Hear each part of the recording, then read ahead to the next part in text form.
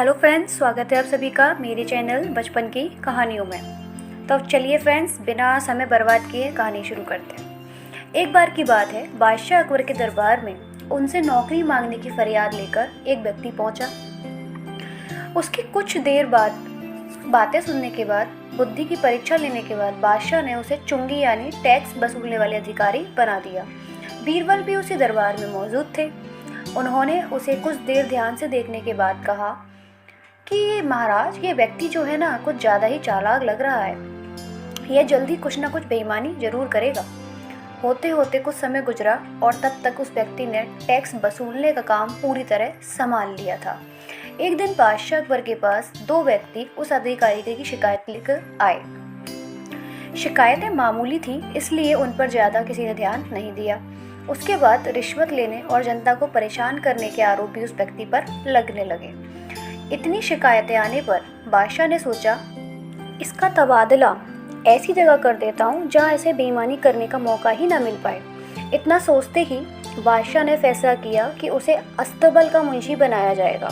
फिर अकबर ने मन में कहा कि अब घोड़ों की लीद उठवाने के काम में ये क्या ही बेईमानी कर पाएगा। वह मुंशी के पद पर पहुँचते ही उस व्यक्ति ने फिर रिश्वत लेना शुरू कर दिया। उसने सीधे घोड़े की देखभाल करने वालों से कह दिया कि तुम लोग घोड़ों को कम दाना पानी खिलाते हो, इसका पता बादशाह को चला है, इसलिए मुझे लीद को तोलने के लिए भेजा है। अब अगर लीद का वजन कम हुआ तो सबकी शिकायत बादशाह से कर दूंगा।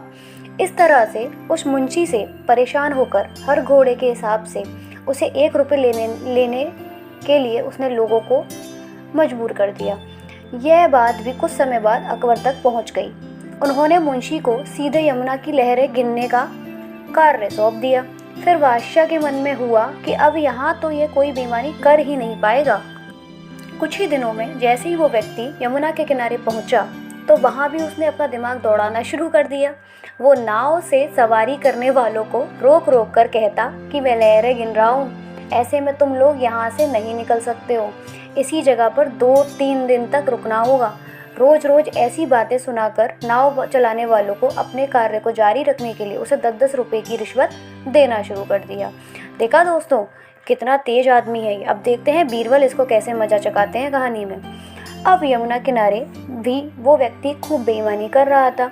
1-2 महीने में ये बात भी बादशाह तक पहुंच गई। तभी अकबर ने एक लिखा हुआ आदेश भिजवाया, नाव को रोको मत, जाने दो। वो व्यक्ति चतुर था। उसने बादशाह के आदेश वाले पत्र को नावों को रोको मत जाने दो कर दिया। इस थोड़ी हेरफेर के बाद उसने अकबर का आदेश वहां टंगवा दिया। आखिर में उससे परेशान होकर बादशाह ने नौकरी से ही निकाल दिया।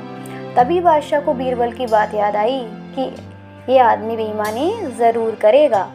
तब उनके मन में हुआ कि मुझे उसे पहली गलती में ही कठोर दंड देना चाहिए था।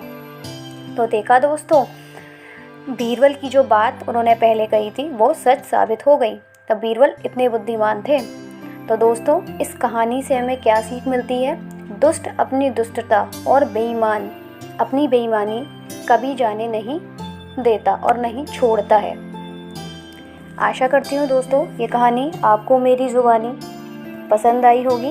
इस वीडियो को लाइक कीजिएगा, ज़्यादा से ज़्यादा अपने फ्रेंड्स के साथ शेयर कीजिएगा और चैनल को सब्सक्राइब कीजिएगा ताकि मुझे मोटिवेशन मिले, मैं ऐसे कंटेंट और ज़्यादा डालते रहूँ। मिलते हैं दोस्तों दूसरी वीडियो में। तब तक के लिए जय हिंद।